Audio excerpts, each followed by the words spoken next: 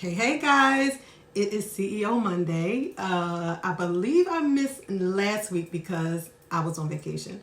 So I took my children, my family went on a cruise. I had been on Royal Caribbean before, but my younger children had not. So we went on this trip, and this was the first time we stayed 7 days.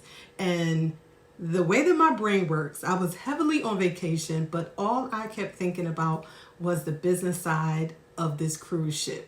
And so I had so many different takeaways. I took particular pictures, and the most amazing part at one point is they had a replica of the ship. We were on Wonder of the Seas, Royal Caribbean cruise, and it had the replica of the ship, and then it had data next to it.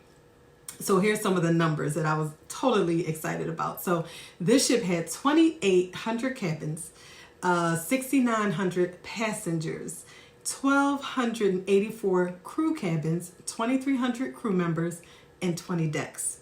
So all I kept thinking about as I watched throughout the period of us being on the ship was, how did they arrive at the price per person?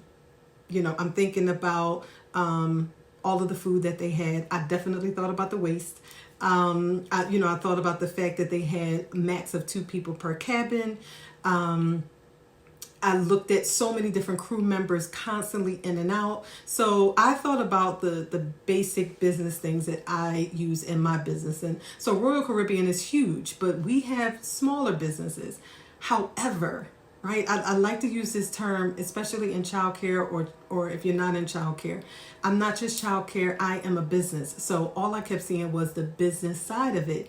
And it was so exciting because I'm like, okay, how did they determine how many staff they needed based on the number of passengers they had? And here's what I could tell, right? I am a core values girl. They definitely was huge on cleanliness. Okay, if any of you have ever been on Royal Caribbean, all you hear is washy washy. And so you're going into the restaurant. Every area where there was food, there were sinks for you to wash your hands. And so there's a crew member who's doing 2 jobs at one time. He's reminding you to wash your hands, but he's also playing welcoming music. It's really, soft and inviting. So that's 2 things, right? So his job description, or the purpose of his job, is very clear. It was inviting, it wasn't pushy, but it was clear. You need to wash your hands before you go around any food. And I definitely appreciated that for cleanliness. Customer service was huge. Excellence, quality. It didn't matter what color shirt, you could tell some were supervisors. You asked them a question, they made sure they got it done. And I definitely think choice, however they may frame it, but you had so many choices. I did see the difference between some things that were complimentary, if you will, but you did have the choice to upgrade or pay for packages and things like that. So you definitely had a choice of what you wanted.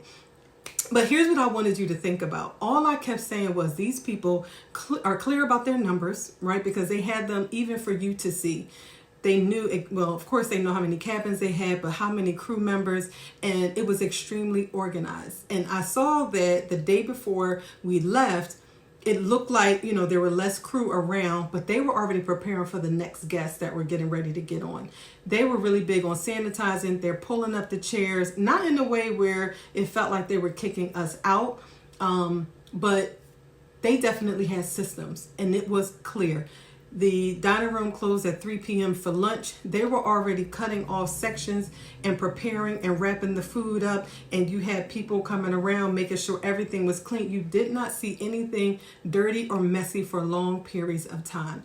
They had systems in place, and it was the systems made sure that you still felt like you had quality service, even though they were cleaning up. Because what I saw was them caring about, whatever food may have been left over, however they handled that. I definitely wanted to know about waste. I'm like, surely they feed this to the staff.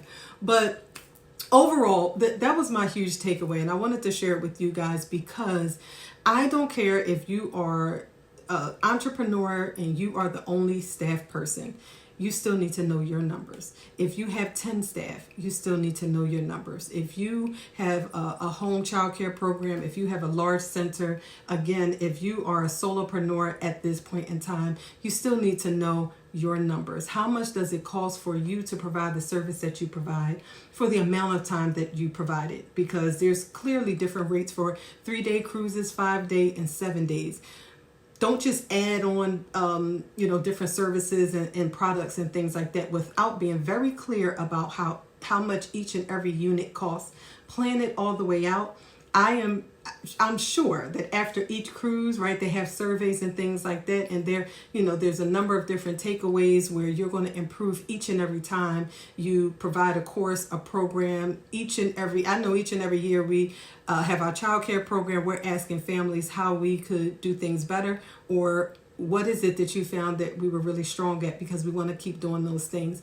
Don't forget those business basics, okay?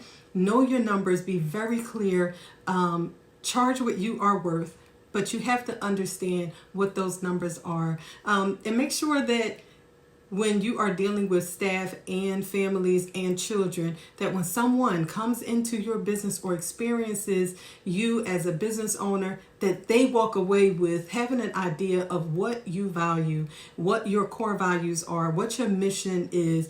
I really felt like I understood Royal Caribbean as a business, even though I was on vacation. And so I appreciated that much more.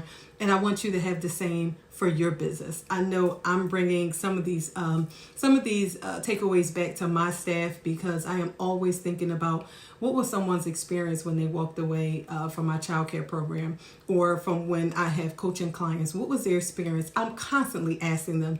If you know any of my clients, ask them. I always ask. I want to know their goals at the beginning. How is it going? What else can I do for you? Where are we? But I'm also pushing them as well, because I care about their outcome, whether it is a 6-month-old child, whether they're 12 years old, or whether it's an adult who's running their business. Make sure that you are providing high quality service each and every time, and that you understand how much it costs for you to do just that, so that your business can be sustainable. I have lots of stuff coming for you guys. Happy CEO Monday. I started my new 90-day book. I'm so excited because I came back with such clarity, refreshed. So make sure you do that. Make sure you pause, take a step back, think about what you want for the next 90 days. Definitely, what do you want for this school year? It's so much I could share, but I will be sharing them. But this is my CEO Monday. Tips for you guys. Talk soon.